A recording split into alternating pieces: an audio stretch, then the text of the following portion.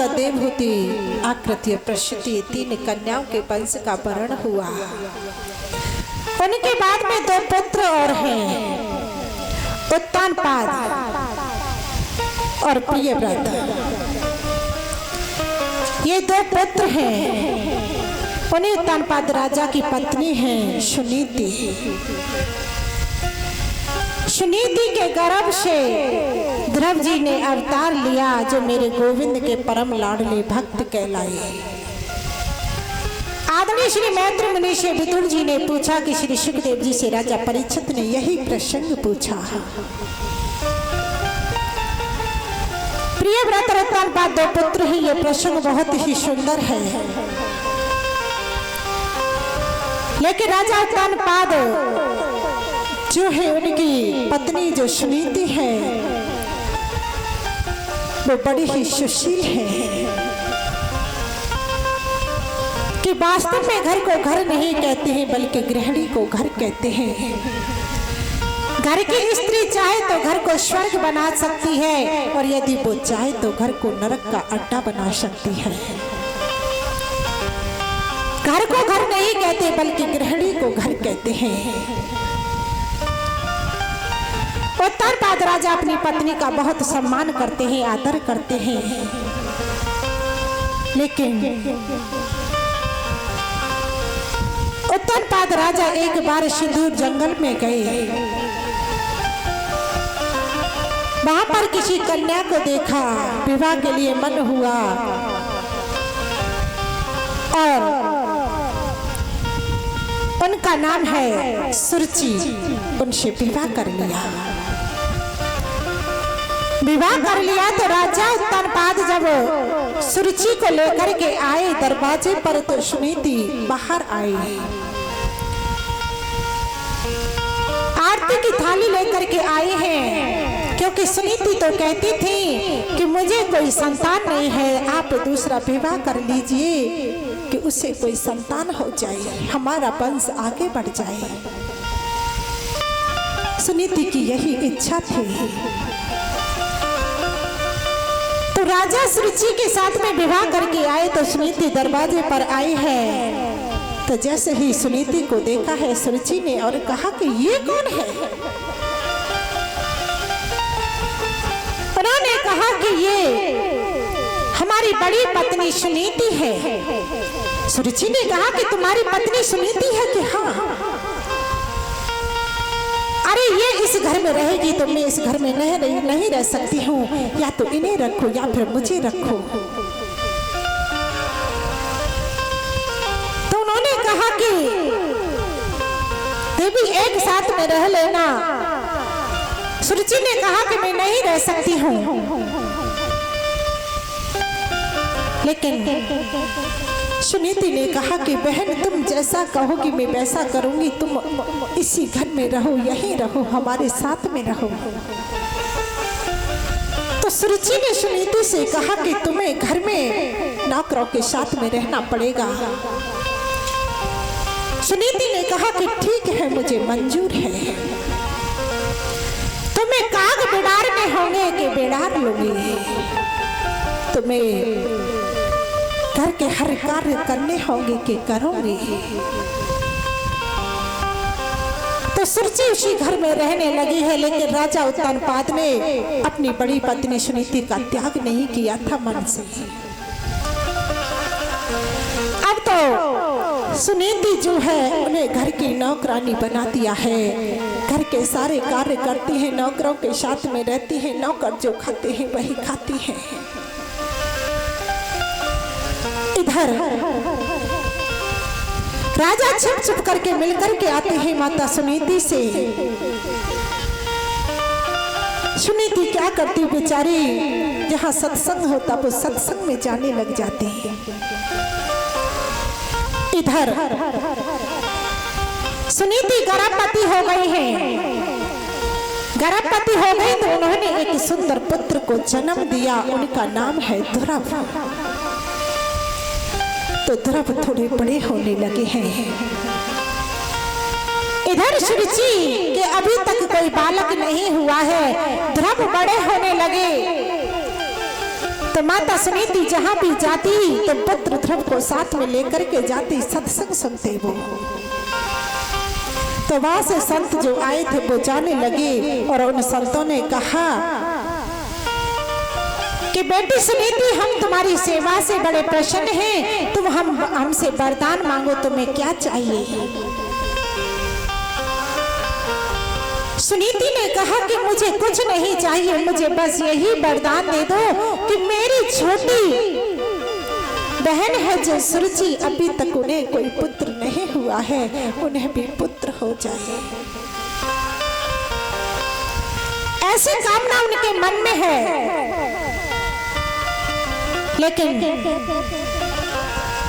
इतना सुना उन संतों ने कहा कि अरे उस तुम्हारी सुरुचि की वजह से राजा ने तुम्हें नौकरानी बना दिया घर में और उसी के पुत्र की कामना करती हो तुम। अरे पुत्री, अपने लिए तो सब मांगते हैं, लेकिन तुमने मांगा है तो अपने साथ सुरुचि के लिए, उसे तो पुत्र होना ही है। अब तो सुरुचि भी कुछ समय बाद गर्भवती हो गई है। उन्होंने भी एक पुत्र को जन्म दिया है, उनका नाम है उत्तम। अब दोनों बालक साथ में बड़े होने लगे हैं। तो एक दिन क्या हुआ कि राजा उत्तानपाद छोटे पुत्र को गोद में लेकर के बैठे थे। तो ध्रुव जी भी वहां पर पहुंच गए। तो द्वारपालों ने रोका कि तुम अंदर प्रवेश नहीं कर सकते हैं। ध्रुव जी ने कहा कि ये भी तो मेरे पिता हैं और मेरे पिता राजा है, तो मैं भी तो राजा हुआ, तुम मुझे नहीं रोक सकते हो। तो द्वारपालों ने जाने दिया। तो ध्रुव जी पिताजी के पास में पहुंचे, देखा कि पिताजी की गोद में छोटा भाई खेल रहा है, तो वो भी पिता की गोद में जाकर के बैठने लगे। वो पिता की गोद में जैसे ही बैठे कि सुरुचि वहां पर पहुंच गई है और सुरुचि ने देखा तो उसे अपना आगे का भविष्य दिखाई देने लगा कि ये अवश्य राजा बन जाएगा और मेरा पुत्र ऐसे ही रह जाएगा। वो आगे की सोच के चल रही है। उसने जाकर के देखा, ध्रुव जी का हाथ पकड़ा और वहां से हाथ पकड़ करके फेंक दिया और कहा कि जाओ, यहां से चले जाओ, तुम यहां पर नहीं आ सकते, नहीं गोद में बैठ सकते हो। ध्रुव जी ने कहा कि क्यों नहीं बैठ सकता हूं, ये मेरे पिता नहीं है, क्या मैं इनका पुत्र नहीं हूं। सुरुचि ने कहा कि इनका पिता होना जितना आवश्यक है उससे ज्यादा आवश्यक मेरा मां होना है।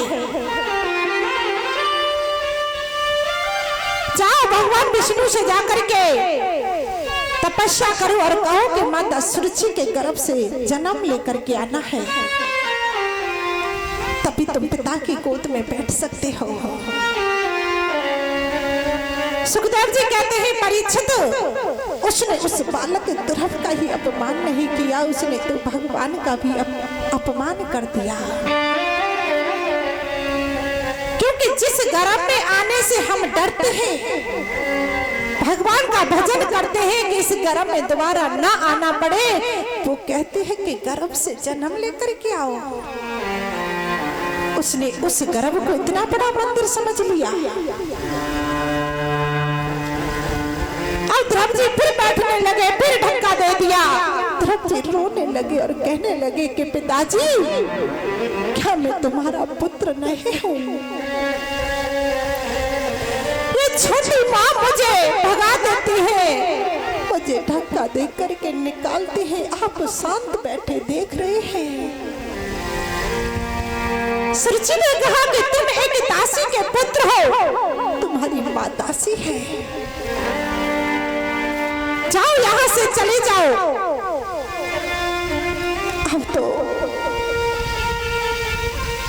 ध्रुव जी वहां से रोते रोते माता सुनीति के पास में पहुंच जाते हैं और माता सुनीति से कहने लगे कि माँ, नौकर हो, तुम दासी हो। क्या वो मेरे पिता नहीं है? उस माँ ने मुझे धक्का दे करके बाहर निकाल दिया है। माँ क्यों निकाल दिया? ध्रुव जी रोते हैं और माँ से लिपट जाते हैं और माँ अंक में भर लेती है पुत्र को और माँ की बहन की बन जाती है, रोना शुरू कर देती है। माँ भी अपने पुत्र की बातों को सुन करके माँ समिति रोती है और माता ने अंक में भर लिया है।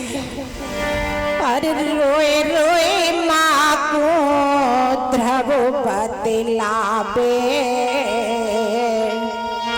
अरे रोए रोए माँ को ध्रुव बतलावे, मेरे दिल को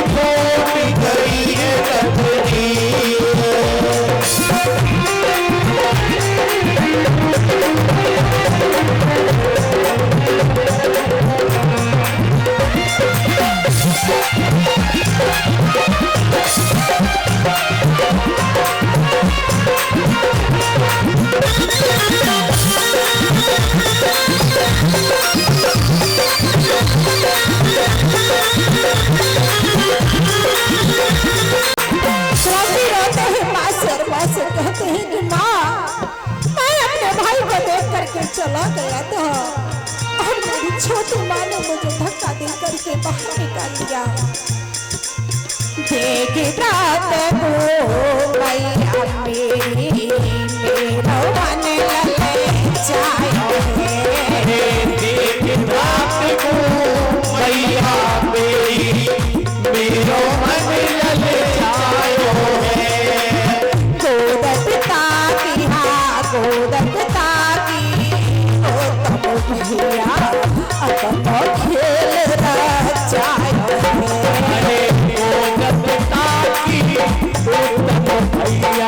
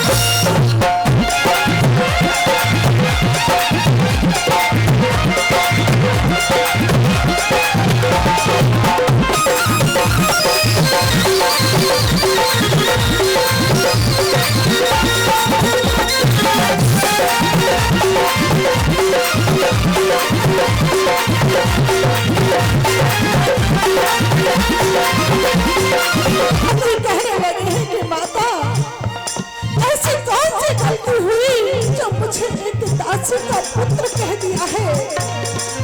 मुझसे कहा कि तू एक दासी का पुत्र है। ऐसा क्या अपराध कर दिया मैंने? अर्थात जी कहते हैं गलती कहा बड़ी मेरी मैया, ऐसा वचन सुनायो है। गलती कहा बड़ी मेरी मैया, ऐसो वचन सुनायो है। गलती कहा बड़ी मेरी मैया, ऐसा वचन सुनायो है। गलती कहा बड़ी मेरी मैया, ऐसो वचन सुनायो है। उत्तम राजकुमार मैया को दासी को लालो बतायो है। उत्तम राजकुमार भयो कोई, दासी को लाल बतायो है। पोते कहीं जन्म जन्म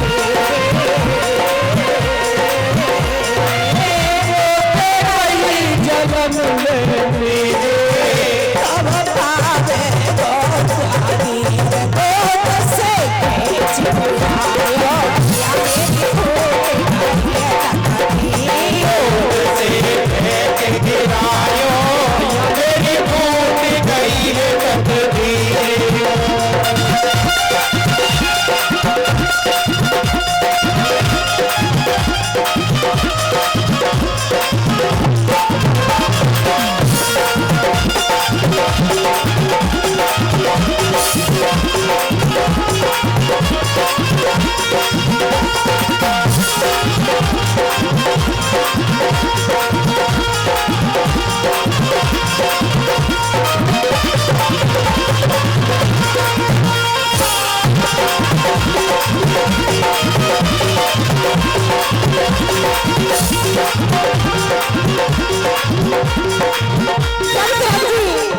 माँ के पास में कहते हैं इन बातों को तो माँ भी रोने लगी है।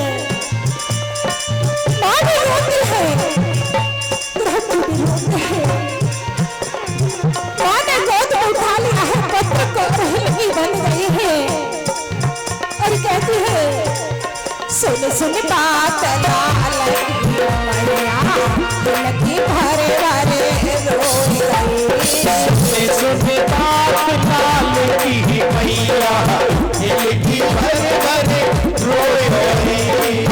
सुन सुन बात लाल की मैया, दिल की भरे भरे रोई गई। सुन बात लाल की मैया, दिल की भर भर रोए रही। हे गिरधर गोपाल सावरे, कहाँ सोची और कहाँ भई। एक गरीब गोपाल सावरे, कहाँ सोची और कहाँ भई। गिरधर गोपाल सावरे, कहाँ सोची और कहाँ भई। एक गरीब गोपाल सावरे, कहाँ सोची और कहाँ भई। कैसा खेल रचोए मेरे स्वामी, कैसा खेल रचो मेरे दाता, तेरे पिया हरे जीत गोद से खींच के आयो। भाग्य तकदीर गोद से लेके गिरायो, मेरी फूट गई है तकदीर। गोद से लेके गिरायो, मेरी फूट गई है तकदीर। गोद से लेके गिरायो, मेरी फूट गई है तकदीर।